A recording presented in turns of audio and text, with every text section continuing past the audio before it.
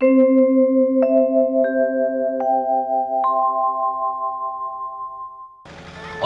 द्वारकाधीश को साथ लेकर के अश्वत्थामा का पीछा जब अर्जुन ने किया, खूब अस्त्र शस्त्रों का प्रयोग किया। अश्वत्थामा ने समझ गया अश्वत्थामा कि अब नहीं मैं बच सकता, तो ब्रह्मास्त्र का प्रयोग किया। इधर अर्जुन ने भी ब्रह्मास्त्र का प्रयोग किया। दोनों ब्रह्मास्त्र टकराने को हुए तो अर्जुन ने दोनों ब्रह्मास्त्रों को शांत किया और उससे कूदकर अर्जुन ने अश्वत्थामा को जंजीरों में जकड़ रखा है, बांध दिया। भगवान कहते हैं ब्रह्म बंधु मिमम जय। भैया अर्जुन इसको छोड़ो मत, इसका सिर अभी काट कर रख दो, तुम्हारे बच्चों का इसने वध किया है। तब अर्जुन कहते हैं द्रौपदी जी से वादा करके आया हूं कि उसके सामने ही दंड दूंगा। घसीटते हुए जब सभा के मध्य जब अश्वत्थामा को लाया गया और द्रौपदी जी से कहते हैं हे देवी द्रौपदी, इसी पापी ने तुम्हारे बच्चों का वध किया है। तो जब द्रौपदी जी ने अश्वत्थामा की ओर दृष्टिपात किया, आंसू को पहुंचकर अश्वत्थामा की रस्सियां खोलने लग गई है। मुच्यता मुच्यतामेश ब्राह्मणो नितराम गुरु। मुच्यताम, इसको छोड़ दो, मुझे इसे कोई दंड नहीं देना। अर्जुन कहते हैं देवी अभी तो इतना चीत्कार कर रही थी कि किस पापी ने बच्चों का वध कर दिया, और वही पापी तुम्हारे सामने आया तो अब छोड़ने की बात कर रही हो, इस पर दया आ रही है क्या? द्रौपदी जी कहती क्षमा कीजिए स्वामी, मुझे इस पर तो बिल्कुल दया नहीं आ रही है। अरे मुझे दया आ रही है इसकी मां कृपी पर। बच्चों का जब वध हो जाता है, बच्चों का निधन जब होता है तो मां को कितना शोक होता है ये तो मैं भोग रही हूं। अरे मेरे तो 5-5 पुत्र मारे गए हैं, लेकिन पुत्र चले गए तो खैर क्या हुआ, अभी मुझे पांडवों का अविलंब है। और यदि आपने अश्वत्थामा का वध कर दिया तो इसकी मां कृपी फिर किसके सहारे रहेगी? और हे स्वामी, गुरु का पुत्र गुरु तुल्य होता है। स एस भगवान द्रोण प्रजा रूपेण वर्तते। हमारे गुरुदेव द्रोणाचार्य वीर गति को प्राप्त हुए महाभारत के युद्ध में, ये उन्हीं का बेटा है। आत्मा वही जाए ते पुत्र है, पिता ही पुत्र के रूप में प्रकट होता है। इसलिए ये हमारे गुरु हैं और ब्राह्मण हैं, हमें इनको मारना नहीं चाहिए। युधिष्ठिर जी महाराज भी द्रौपदी की बात का अनुमोदन करने लगे, लेकिन भीमसेन की आंखें लाल हो गई। सब छोड़ दो, लेकिन ये दुष्ट पापी मेरी गदा से बचकर नहीं जाने वाला। अब मार दिया जाए या छोड़ दिया जाए? तो अर्जुन पहुंचे द्वारकाधीश के पास। वो कहते हैं हे टेढ़ी टांग वाले द्वारकाधीश, अब कोने में खड़े खड़े क्यों मुस्कुरा रहे हो? बताओ इसको मार दिया जाए या छोड़ दिया जाए? तो भगवान कहने लगे भैया अर्जुन, हमने तो पहले ही कहा था ब्रह्म बंधु मिमम जही, इसी समय इसका वध कर दो। तुमने छोड़ दिया उसको, उसी समय गला काट देते तो फिर ना रहता बांस ना बजती बांसुरी।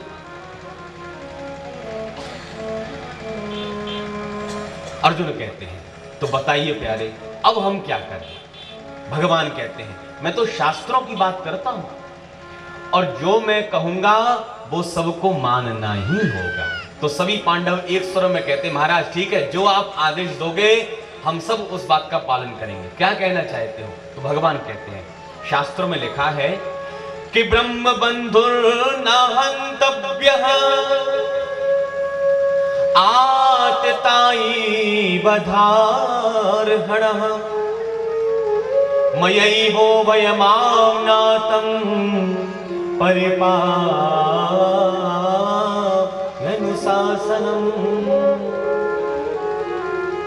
शास्त्रों में लिखा है ब्रह्म बंधुर न हंतव्य है।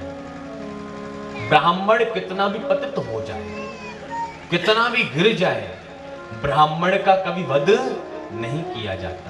और दूसरा आदताई बधारहणः, आदताई कोई भी हो, किसी भी देश का हो, किसी भी जाति का हो, किसी भी धर्म का हो, आदताई को छोड़ना नहीं चाहिए। आतंक कब नष्ट होगा? जब हम आदताई का वध करेंगे।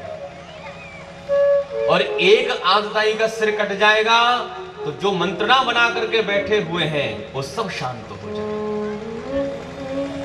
आतंक का अंत, आतताई का वध।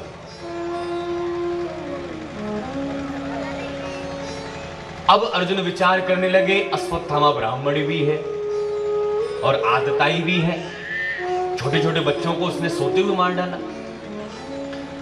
अर्जुन कहते हैं, प्यारे बात अभी समझ में नहीं आई, क्या कहना चाहते हो? तो भगवान कहते हैं, दूसरे दृष्टांत से समझो। देखो भैया अर्जुन, युधिष्ठिर जी महाराज यहाँ के राजा हैं और तुम्हारे बड़े भैया भी हैं। राजा जो आदेश सुनाते हैं उस बात का हमें पालन करना चाहिए। जैसे युधिष्ठिर जी ने कहा है कि अश्वत्थामा को छोड़ दिया जाए, तो तुम्हारा भी परम कर्तव्य बनना चाहिए कि अश्वत्थामा को छोड़ दिया जाए।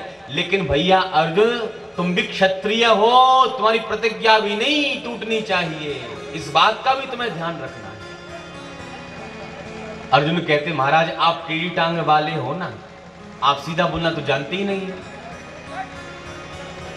भगवान 3 जगह से टेढ़े, चरण टेढ़े, कमर टेढ़ी और गर्दन टेढ़ी, चितवन भी टेढ़ी और बोलते भी हमेशा टेढ़ा ही है। ब्राह्मण को मारना नहीं चाहिए, आतताई को छोड़ना नहीं चाहिए। किसी का चीर बढ़ाते हैं, किसी का चीर घटाते हैं, ये भगवान की लीला है। अरे भैया अर्जुन तो भगवान के शिष्य हैं, शिष्यस्ते हम साधिमम त्वाम प्रपन्नः। भगवान ने गीता का उपदेश दिया है और मानो आज महाभारत के विराम में उस गीता के ज्ञान की परीक्षा ले रहे हैं। इसको कुछ याद भी है कि सब कुछ भूल गया है, लेकिन गीता का सूत्र अर्जुन को याद आ गया। संभावितस्य चा कीर्ति मरणा गतिरिच्यते। सम्माननीय पुरुष का समाज में अपमान कर दिया जाए तो मृत्यु तो भैया एक बार होती है, और यदि अपमान हो जाए समाज के मध्य तो माननीय व्यक्ति, सम्माननीय व्यक्ति उस अपमान को जितनी बार सोचेगा उतनी ही मृत्यु मरेगा। उसी समय दौड़े दौड़े अर्जुन अश्वत्थामा के पास आए, सिर से चमचमाती मणि को खींच लिया, शिखासूत्र से वंचित करके धक्के मारकर सभा से बाहर निकाल दिया। इतना घोर अपमान किया कि अश्वत्थामा ने भी संकल्प ले लिया, इन पांडवों के वंश में कोई पानी देने वाला भी नहीं छोड़ेगा। समय व्यतीत हुआ, एक दिन भगवान अपनी द्वारकापुरी जाने की तैयारी करने लगे। जो ही रथ में बैठने को आरूढ़ होते हैं, इतने में क्या आश्चर्य देखते हैं, एक अबला नारी चीत्कार करते हुए भगवान के 5 पद्मों की ओर बढ़ रही है। पाहि पाहि महायोगिनी देव देव जगत्पते नान्यं त्वद्वयं पश्ये यत्र मृत्यु परस्परं। पाहि माम केशव पाहि माम, हे प्यारे रक्षा कीजिए। भीड़ को चीरती हुई जब वह अबला नारी भगवान के सन्निकट आई, भगवान ने देखा, ओहो ये तो पांडवों की कुलवधु उत्तरा देवी है, अभिमन्यु की पत्नी है। देवी उत्तरा क्या परेशानी है? तब उत्तरा देवी कहती है, हे द्वारकाधीश, ये तेज प्रकाश मेरी ओर आ रहा है, मुझे ऐसा लग रहा है कि ये मेरे गर्भगत शिशु को नष्ट कर देना चाहता है। और हे द्वारकाधीश, यदि आज यह बालक नष्ट हो गया तो पांडव वंश ही नष्ट हो जाएगा। इसलिए आप मेरी रक्षा करें या ना करें, आप इस बालक की तो निश्चित ही रक्षा करें। इसको कहते अनन्य शरणागति। क्या पांडवों में कोई शक्तिशाली नहीं था क्या? अरे गांडीव धनवा अर्जुन, गदाधर भीम, धर्मराज युधिष्ठिर जी महाराज। लेकिन उत्तरा देवी क्या कहती है? नान्यम त्वद्वयं पश्ये। हे प्यारे, मुझे ऐसा कोई दिखाई नहीं पड़ रहा कि जो मेरी रक्षा कर सके। आप मेरी रक्षा कर सकते हो। उत्तरा देवी ने द्रौपदी जैसी गलती नहीं की। अनन्य शरणागति, प्यारी रक्षा कीजिए। भगवान ने अंगूठे के बराबर नन्हा सा वेश धारण किया है और उत्तरा महारानी के गर्भ में भगवान प्रवेश करते हैं। बोल भक्ति वत्सल भगवान की जय। धन्य है भारतवर्ष की माताएं जिन्होंने राम कृष्ण के रूप में ठाकुर जी को अपने उदर में धारण किया। लेकिन भैया ऐसी जननी आज तक कोई पैदा नहीं हुई जिसने भक्त और भगवान को एक साथ अपने उदर में धारण किया। ये सौभाग्य तो हमारी उत्तरा महारानी को ही प्राप्त हुआ है, ये सौभाग्य किसी को प्राप्त नहीं हुआ। उत्तरा महारानी के गर्भ में भक्त और भगवान दोनों ही विराजमान हैं। धन्य है उत्तरा महारानी। उस तेज प्रकाश से बेचारे परीक्षित जी जले जा रहे हैं। भगवान ने अपनी गदा उठाई, इतनी जोर से घुमाना प्रारंभ किया कि उस तेज प्रकाश से परीक्षित जी की रक्षा यहां पर करते हैं। पुनः गर्भ से बाहर आकर भगवान कहते, देवी उत्तरा अब तो कोई परेशानी नहीं है ना? धन्यवाद के दो शब्द भी नहीं निकले, निरंतर नैनों से अश्रुपात होने लगे। और जब भगवान पुनः रथ में आरूढ़ होने लगे तो कुंती बुआ निकल करके आई और भगवान के सामने हाथ जोड़ करके खड़ी हो गई। भगवान कहते हैं, अरे बुआ जी, भतीजा बुआ को प्रणाम करता है, बुआ कभी भतीजे को प्रणाम नहीं करती। तो कुंती बुआ कहती है, हे प्यारे, जब जब मैं आपकी भगवत्ता जानने की कोशिश करती हूं, आप बुआ जी कहकर माया का पर्दा मेरी आंखों पर डाल देते हो। मेरे हृदय में कुछ उद्गार उपस्थित हो रहे हैं प्यारे, आप इसको श्रवण कर लीजिए। कुंती बुआ ने पूरे 26 श्लोकों में ठाकुर जी की पावन स्तुति यहां पर की है। कुंती बुआ कहती है, नमस्ये पुरुषं त्वाद्यं ईश्वरं प्रकृते परं अलक्ष्यं सर्वभूतात्मा अंतर्बहिर अवस्थितम् माया जवनिका छन्नम अज्ञाधोक्षजमाव्ययम् न लक्ष्यसे मूढ़दृशा नटो नाट्यधरो यथा तथा परमहंसानां मुनीनाम् अमलात्मनां भक्ति योग विधानार्थं कथं पश्येमहि स्त्रियः कृष्णाय वासुदेवाय देवकी नंदनाय च नंद गोपकुमाराय गोविंदाय नमो नमः। 26 श्लोकों में बुआ कुंती ने बड़ी पावन स्तुति गाई है। कुंती जी कहती, नमस्ये पुरुषं त्वाद्यं।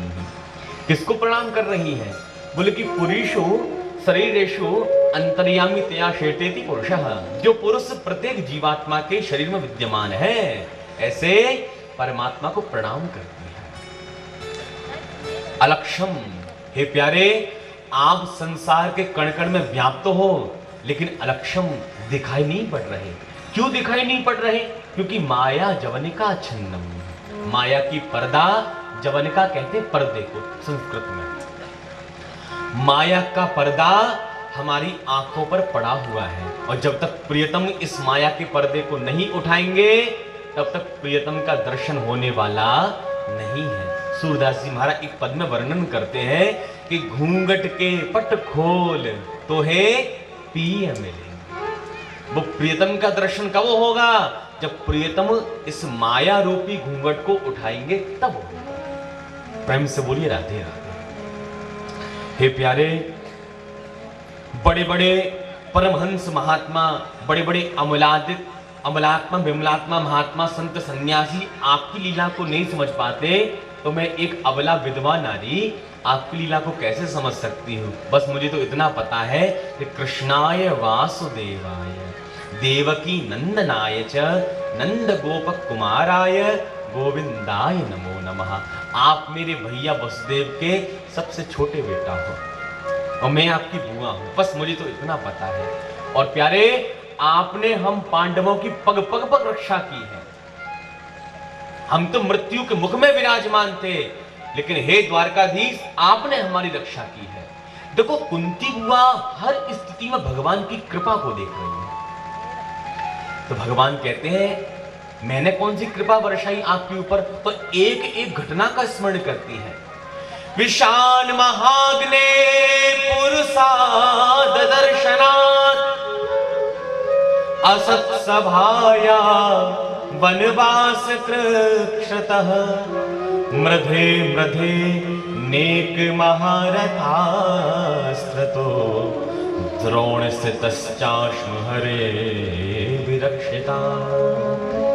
विशाल महाग्नि है, मेरे बेटे भीमसेन को जहर के लड्डू खिला दिए, मरा हुआ सोचकर पानी में फेंक दिया।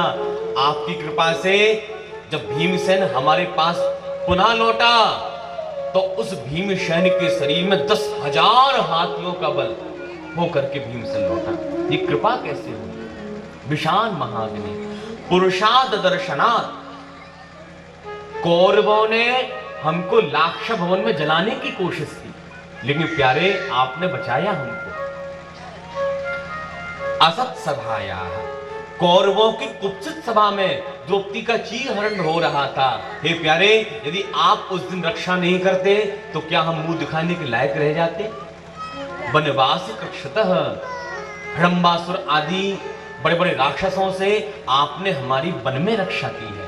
मृदे मृदे नेह महारथास्त्रतो हो। अरे सबसे बड़ा डर तो हमें तब लगा जब महाभारत का रणांगण सामने आया। जिन महाविभूतियों ने मेरे बच्चों को हाथ पकड़कर चलना सिखाया, वही आज उनके काल बनकर खड़े हुए हैं। और हे प्यारे, यदि आप ना होते तो क्या मेरे बच्चे बच पाते? ये सब आपकी ही तो कृपा है, और ये कृपा तो बाद की है। समय हो गया इस कृपा को तो, और अभी अभी द्रोणस्य तश्चास्म हरे भ्रक्षता, द्रोणी के अस्त्र से आपने उत्तरा के गर्भगत शिशु की रक्षा की। यदि आपने उस बालक की रक्षा नहीं की होती तो पांडव वंश ही आज नष्ट हो जाता। आपने रक्षा की है महाराज। और हे प्यारे, जब हमारे ऊपर कष्ट आते तो आप द्वारकापुरी छोड़ छोड़कर हमको बचाने के लिए आते, और आज हमारे पास सुख समृद्धि आ गई, धन वैभव आ गया, तो आप हमको छोड़कर अब द्वारकापुरी जा रहे हो।